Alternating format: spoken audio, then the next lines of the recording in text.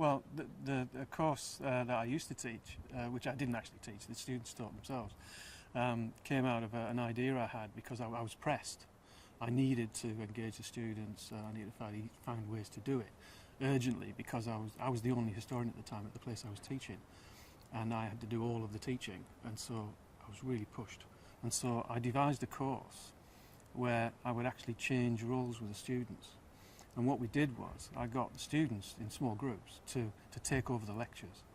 And so a group of 4 students would address one particular question for 3/4 of an hour of the lecture, and then another group had the job of asking them questions for 15 minutes at the end. And we set about this, and I knew it had worked when about halfway through the course I walked into the lecture theatre, and some music started up, and this chap came up to me with a big red book and said, "Mussolini, this is your life."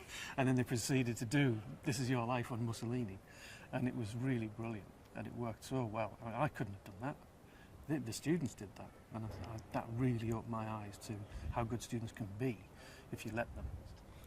Well, I think you have to have the courage to step back and let the students do what they can do, because if you give them if you stop trying to teach them too much and you sort of step back and let them become discoverers, become learners for themselves, they will really engage with that.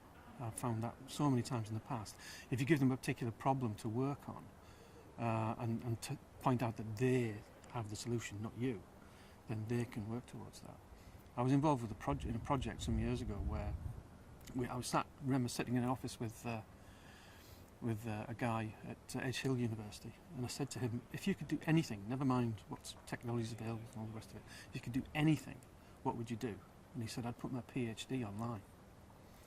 And I said to him, well, why don't we do that? And we did. And what we did was we put his PhD online and all of the resources he'd used and all the rest of it in such a way that the students could do his PhD and study it as if they were him doing that PhD. And they absolutely loved it. They really, really enjoyed it. And it meant that he could, in a sense, step back and let them explore much more proactively the history that he was talking about in the lectures and so on. And it was absolutely an excellent learning experience.